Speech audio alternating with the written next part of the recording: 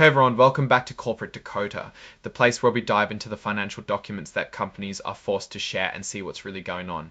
Today we're looking at a report from Kashin Incorporated, and let me tell you, it's a wild ride. It's like watching a magician try to pull a rabbit out of a hat, but all that comes out is dust and some old debts. This report is basically a financial roller coaster, so buckle up, they're trying to become something, but numbers may indicate the opposite. So Kashin Incorporated filed their quarterly report called a 10Q with the Securities and Exchange Commission, or SEC, for the period ending in January. These quarterly reports are how companies keep investors updated. Let's get into it. Let's cut to the chase and talk about money.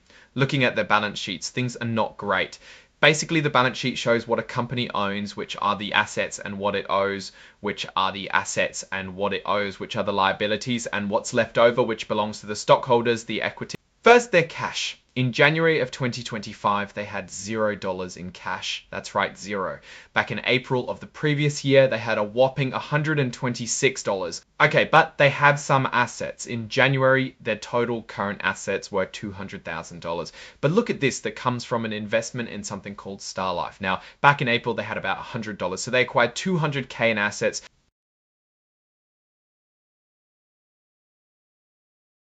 Liabilities, or what they owe in January, their total current liabilities were over $335,000. Back in April, it was only about $98,000. So in the past 9 months, they increased their debt. And finally, their accumulated deficit, which is like their total losses over time, was almost $700,000, also increasing from the previous year. All this means they owe more than they own, and their debts are growing. Now let's move on to the statements of operations, which shows how much money they made and how much they spent.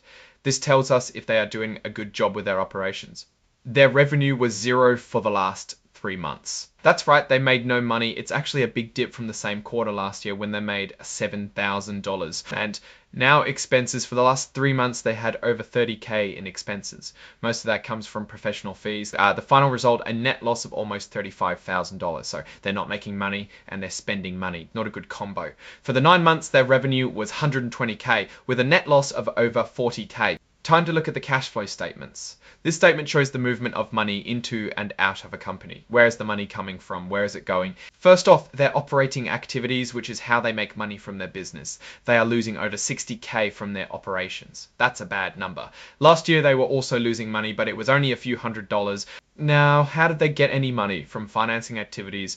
They sold stock for $5K and proceeds. They also took out some notes payable of $46K and almost $11K in loans from a related party. So at the end of the day, their cash decreased by about $126. Now for the notes to the financial statements. These notes are required and they give more details about the numbers and accounting practices that the company uses. First, there's a note about going concern. This is a warning sign that the company might not be able to stay in business. Basically that they're in deep financial trouble and might not survive. Their financials give them substantial doubt of continuing. As a going concern, they are dependent on raising money or merging with another company.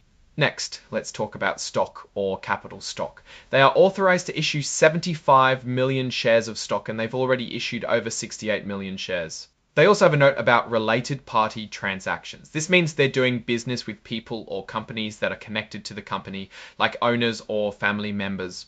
The related party transactions are about $200,000. And finally, subsequent events. This is anything important that happened after the period of the report, but before it was filed.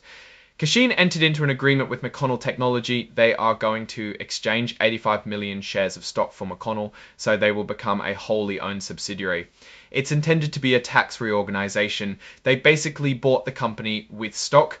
Now, quickly, there's nothing major in the other sections like legal stuff. There are no legal things they are dealing with. For other information, the company had a change of control and a change of officers in a share purchase agreement.